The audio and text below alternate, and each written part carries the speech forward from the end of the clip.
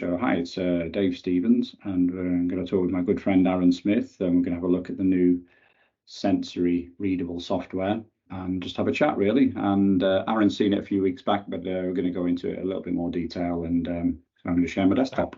It's a text-to-speech reader. I've got the toolbar here. As you might remember, we've got only 3 tabs. We've got a toolbar tab, a speech control tab, obviously the choosing of the voice. I've chosen the Serena vocalizer voice. I've got a range of vocalizer voices installed here, but I've also got built-in Microsoft voices. Let's have a look at the toolbar quickly. I'm in the manual toolbar position, so I can drag the toolbar around anywhere on the screen as you would expect. Yeah. I can turn it to a vertical toolbar if we want, because with documents views with this, it's quite good to have a vertical cursor, which is okay.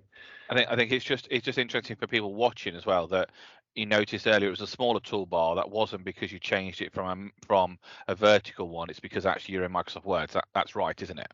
So that's absolutely right. So if you minimize out of Word, then and I go to Edge, and the toolbar reduces in size. Yeah, and that's kind of like the default view if you don't open it up in Word, isn't it? Well, that's right. I should have said that the other way around. It doesn't reduce in size. What happens is when you go into Word, it actually increases in size because we have more integrated functions with Microsoft Word. And so, but those get out of the way when they're not available. I can obviously change the colours. We've got the blue settings, nice blue kind of subtle setting, and a black and white sort of Windows style setting there. But what I think is most important is what's called the docking. I'll put it into the top, and it's out of the way, but it doesn't cover up any of the screen area that's being used for the application. So I'll just put it back into colour, I think, and I'll put it back into manual because that's my personal preference. We were talking about speech before, weren't we? So, as you would expect, with Readable, we can select some text. With Sensory Readable installed on your computer, you can effortlessly navigate through Microsoft documents. Select and speak will work anywhere where the text is accessible, which is pretty much anywhere. Readable anyway, can be quickly installed. On many applications, Microsoft Word, Notepad, Edge, Outlook, we can just go to the point that we want to start reading the text from, press the play. Compatible with a wide range of applications and is very tightly integrated. And I can press stop to stop it reading, but I can also press, if I just click my mouse, left click my mouse, it stops anyway, because it thinks I'm going to go off and do some editing perhaps, or look at something else, so it would stop. But then also pressing the with Sensory Readable installed on your computer, we use the control key a lot, so pressing control key stops it speaking. So if I were to go across into Edge now, I could just click here. Before you go into Edge and play that, just go back into Word and just press play again, because I think there's something interesting there that it's doing. With Sensory Readable installed on your computer, you can effortlessly navigate through Microsoft documents, web pages, so you can press stop now. Applications with ease. We can see there that actually it's doing that kind of. It's not doing a synchronized highlighting, it's just doing an underline highlighting, but it's really interesting that it also does the whole sentence as well at the beginning.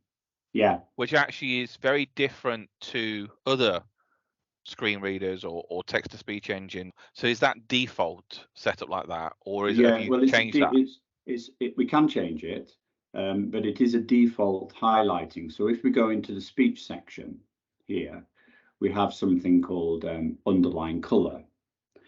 But we came up with a different method to track where the spoken word was by underlining it in different colors. So actually I'd chosen a nice pink color, but I can choose a red color. Yeah. Just press play there. Application compatibility. Readable is compatible with a wide range of applications. So we have that underline highlighting. And it's very tightly integrated. It gives that synchronized highlighting effect. Like, the benefit for me, what I see in this is that it's simpler, just easy to use, because it kind of focuses your eyes. It then has that synchronization. But the most important thing that we found is it gives us consistency across different writing applications. Correct. So if I go into Notepad here, Notepad open with some text in, you'll notice that, as you pointed out earlier, the toolbar has shrunk down. But if I press play now on that, there are several ways to start Readable speaking the text. the highlighting. Here we are using Microsoft Notepad. You can place your mouse pointer where you would like the speaking. And if we select some text, we also get the highlighting, even though we leave it blocked. Readable will also start. That's quite cool. That is. So then, if I change to Edge, and I can just click here in this article today, I actually just click my mouse there silently. She argues that the information would be inaccurate because it would not give a full picture of all the arguments being considering during the step. So we get exactly the same performance in Edge. If we then go on to even WordPad. So the classic still on the on Windows 11, isn't it? Love it. Not for long, I don't think. I think it's... Readable will also start speaking the text under your cursor when you press down the control button, control, and move your mouse point. I haven't loaded up Exchange, but it will work in Exchange as well. Yeah.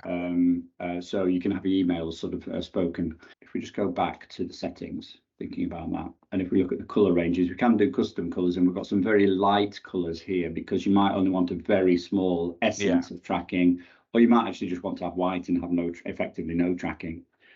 One of the interesting speech methods that we've introduced is the ability to speak the word or the phrase or the paragraph underneath the mouse pointer. I can press my control button down, and wherever I move my mouse to, with Sensory Readable installed on your computer, you can effortlessly navigate through And when I press the control button again, it stops reading. So I'm going back to using that control button actually to start the speaking under the mouse. So if I go down to English. Language English, United Kingdom. And press the control.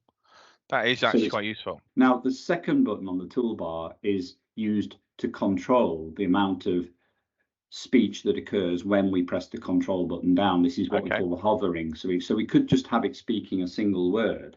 So I press the control key down and it stops. It just says readable. So if you're struggling with the odd word or particular words, you can have it set on that and it gives you the audio output.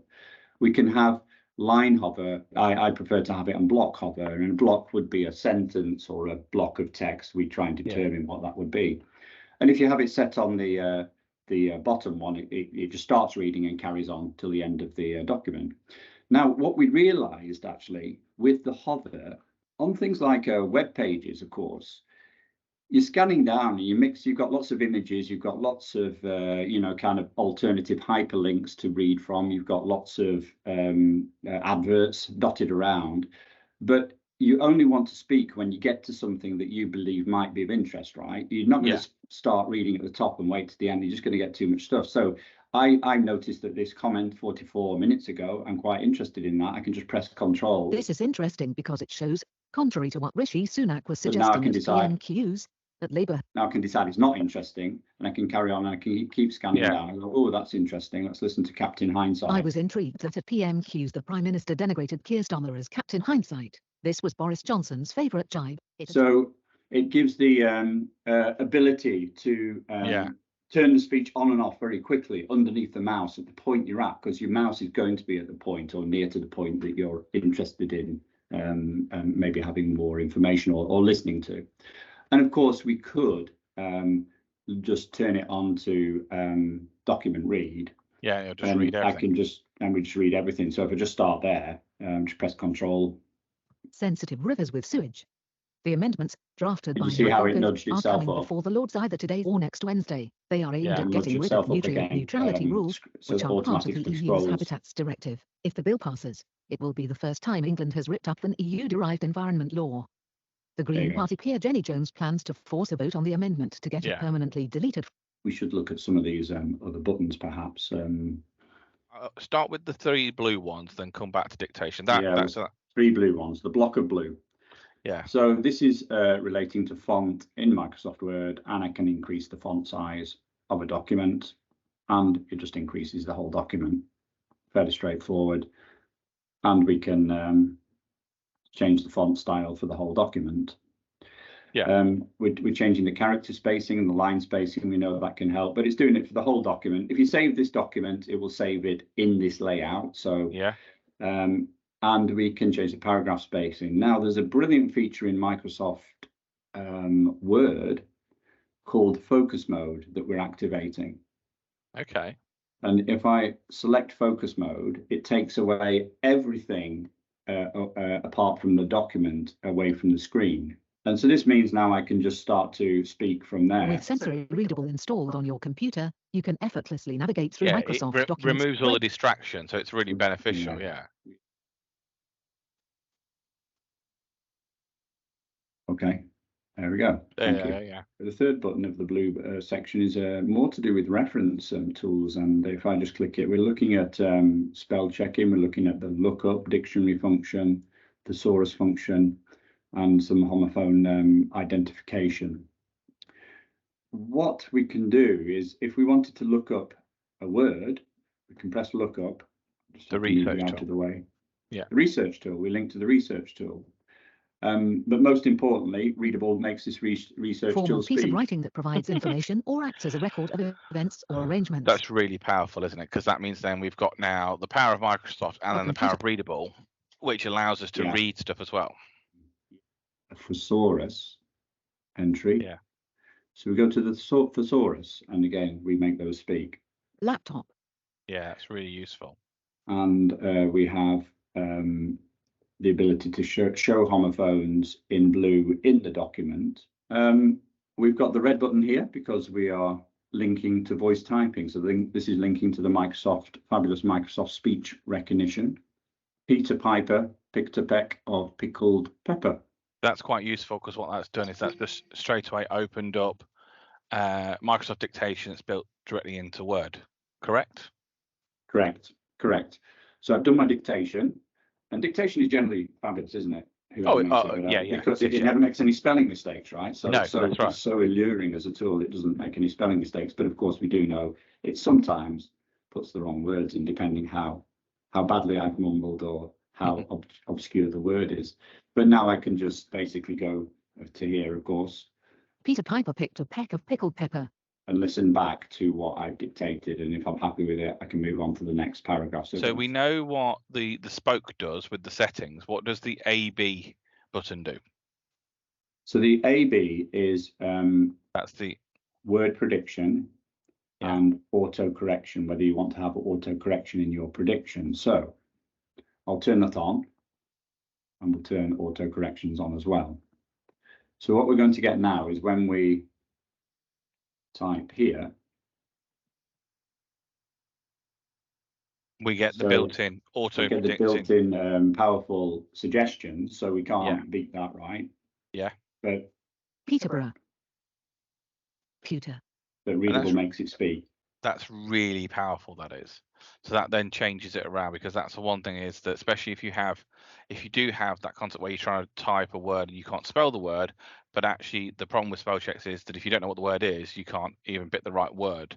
So that's what you've just done. Yeah, we looked at that, and again, it's hard to recreate a powerful word prediction environment that's as powerful as the mainstream developers have done, Microsoft or Apple. It's, everyone's using it, of course, on the phones, and it's part of everyday life. But actually, it didn't speak, and it's just one of those things that we've made speak. It's very subtle, I would suggest, but actually the correction is quite good. We were looking quite closely at how the auto correction does work and was working, and that was an area of great interest to us in terms of the performance of Microsoft autocorrect, both directly when you aren't using word suggestions, and also when you are using word suggestions, it's how does it behave. So what we're really doing is making it easier to deploy, because we can press that A/B button in any application in Windows. That button is always there. So if I switch over to Notepad, we still have got the prediction support if we wanted to have that. One particular setting which I referenced a little bit earlier, which you'll see down here, is the text extractor. So what's it called? This is a text selection, is it? It's called text extractor. Yeah. So it's going to extract any text from the screen, really. I asked a friend of mine, Tony Wright, who has 2 children with dyslexia, what he would change in the that feature, and of course the control feature, which allows you to turn on or turn on and off the using the mouse pointer, is very useful for people that are working in multiple applications.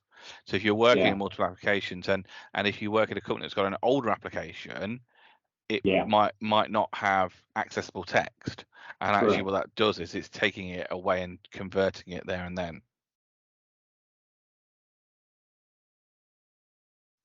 So basically, this is a different piece of software. This is it's PDF readable.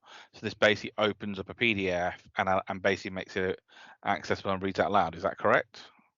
That's what we're going to look at now, because well, we know in general that a lot of documents aside of Word and Notepad and the web are PDF format, and a big group of those is in exam papers in school and university.